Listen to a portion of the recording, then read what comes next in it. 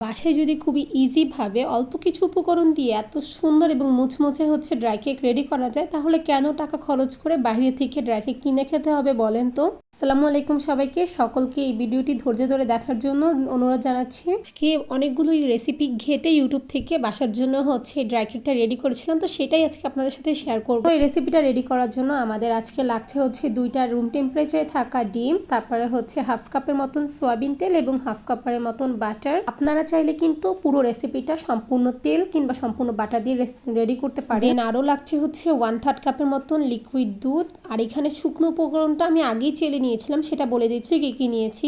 1 কাপের মতন ময়দা, 2 টেবিল চামচের মতন গুঁড়া দুধ আর 1 টেবিল চামচের মতন হচ্ছে কর্নফ্লাওয়ার এবং গুঁড়া দুধটা আপনারা চাইলে স্কিপ করতে পারেন, কিন্তু দিলে টেস্টটা ভালো হবে। আর কর্নফ্লাওয়ারটা দিলে হচ্ছে মুচমুচে ভাবটা ভালো আসে। দেন হচ্ছে হাফ টি স্পুনের মতন হচ্ছে বেকিং পাউডার আর অল্প একটু লবণ দিয়ে খুব সুন্দর করে হচ্ছে চেলে নিয়েছি। তো এইখানে হচ্ছে আমি ফার্স্টে বাটার, তেল এবং চিনিটাকে ভালো করে দিয়ে একদম ভালো করে বিট করে নিব।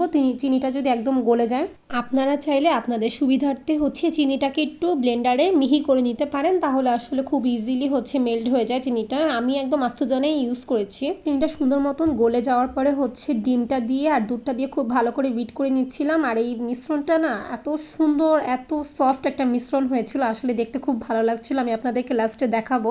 সুন্দর করে বিট করে হচ্ছে শুকনো উপকরণটাকে দিয়ে খুব ভালো করে মিশিয়ে নিব। মিশিয়ে হচ্ছে আমি কিছুক্ষণের মতন বিট করে নিয়েছিলাম। এই যে দেখেন কত সুন্দর একটা ব্যাটার রেডি হয়েছে। তারপর হচ্ছে আমি এখানে একটা মোল্ডে ঢেলে নিয়ে হচ্ছে আমি 145 থেকে 150 ডিগ্রি সেলসিয়াসে হচ্ছে আমি 35 মিনিটের জন্য বেক করে নিয়েছিলাম আপ ডাউন হিটে। এই যে বেক করে বের করে নিয়ে আসলাম। আর আমার কেকের কালারটা কিন্তু খুবই সুন্দর এসেছে। আমার পছন্দ অনুযায়ী আমি কেকটাকে হচ্ছে স্লাইস করে নিচ্ছিলাম। আর এই কেকটা না এরকম ভাবে খেতে খুব মজা লাগে। আমার বোন তো পাশে থেকে আগেই খেয়ে নিয়েছিল। আর এই কেকটাকে স্লাইস করা হয়ে গেলে আবারও আপ ডাউন হিট অন করে হচ্ছে 120 ডিগ্রি সেলসিয়াসে আমি 35 মিনিটের জন্য আবারও বেক করে নিয়েছিলাম। বেক করার মাঝে একবার হচ্ছে উল্টে পাল্টে দিয়েছিলাম মুচমুচেটা ভালো হওয়ার জন্য। এই তো আমার ড্রাই কেকের ফাইনাল লুক। তো আপনাদের কাছে আজকে এই ভিডিওটি কেমন লেগেছে অবশ্যই কমেন্ট করে জানাবেন।